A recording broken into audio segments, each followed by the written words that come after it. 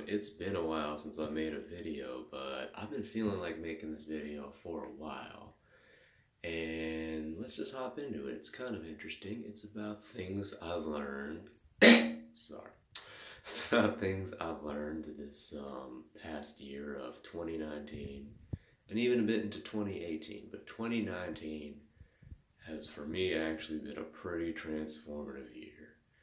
I've had several different breakthroughs in my life, several different periods of transformation. The first one was in mid 2014 when I discovered self-help. Late 2015 when I uncovered my purpose. Here's the thing, yeah, I guess I'm always changing. Like, there's too many times to name, so I'm not even going to get into it. But first thing I want to go over, something I learned, is narrative. So a lot of people are controlled by the same narrative, and that's, oh, you have to go to school K to 12, get into a good college, university, whatever, get a degree in something I don't even care about because it's safe and it'll pay the bills or whatever. And that all sounds fine and good and smart, and I'm actually not even against that, and I think if that's what you actually want to do, you should do it. But there's a lot of people, they don't want to do that, and they're forced into doing it, and they feel very uncomfortable and incongruent. So I didn't do that, actually. I've always just kind of done my own thing. But I am getting a bachelor's online, though, so I won't mention that. But it's a decision I made, and it's not based off of peer pressure or other people telling me what to do, parental pressure, whatever. It's my own decision I made. So, yeah, my advice for that is think for yourself and don't let other people tell you what to do. Create your own narrative. Do what's most comfortable for you and what you feel resonates with you. And that brings me into my next point, which is quantum jumping. Now, that's going to sound weird to some people, but if you've ever read the book Reality Transurfing, I'm sure you're familiar with it.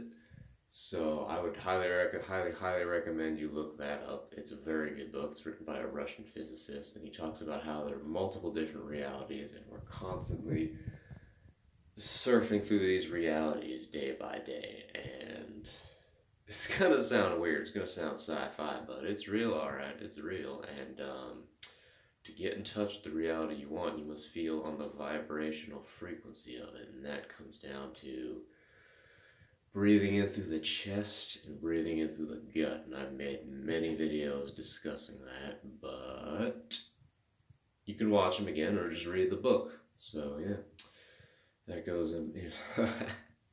I'm still a little bit tired, so if I'm not making perfect sense, that's why. But hey, I'm doing my best here, and I've been putting this off for a while. So my next thing is don't put people on a pedestal. And when we're young, we see these people in high school, wherever we see these people, they drive the nice car, whatever, we think, oh, that person's better than me, or whatever, and that's all just an illusion.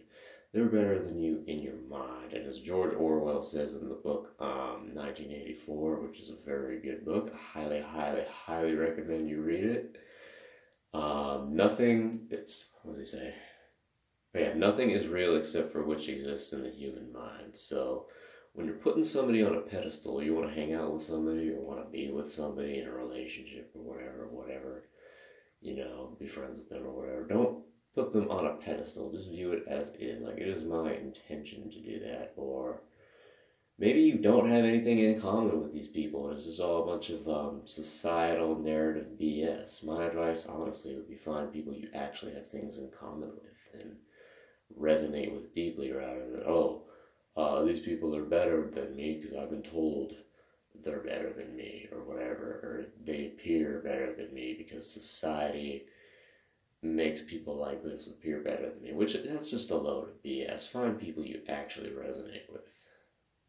And that leads me into my next point, which is Eckhart Tolle principles I've learned, and that is observing everything that comes up and not resisting anything. So one good thing that's really good to do is be comfortable with resistance. Be comfortable with being uncomfortable, because you'll feel it. It's unavoidable. I mean, you'll always feel these sensations come up, but you can choose how to interpret them. You can view it as, oh, this sensation is coming up. I'm feeling this right now. I'm feeling happy. I'm feeling sad. I'm feeling aroused. I'm feeling depressed. I'm feeling scared. I'm feeling intimidated, you know? And those are always going to come up. And there's nothing you can really do about it, but what you can do about it is choose to observe it neutrally, because what you're feeling isn't who you actually are.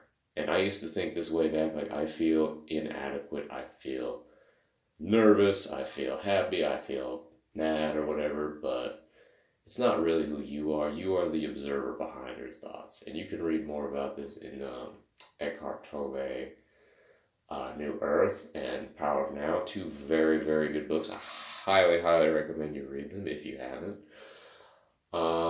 Which leads me into my final point, which is take care of yourself. Like, eat healthy, look up a good diet. Like, personally, I'm on 85% paleo for the most part. I just eat a lot of saturated fats, monounsaturated fats, protein, carbs, mostly fat and carbs, but I do get some protein in. But yeah, just let's see what works for you. I mean, a lot of diets don't work for some people, and others work great for other people. So I'm not going to say do this diet, do that diet, because really, there's no one diet that works. I do have a book on it on Kindle. I can post the link on how to start getting paleo and some paleo recipes. So check it out if you want. Or don't. I don't care. It's your life. But, yeah, I think I pretty much covered it. So, yeah, take care.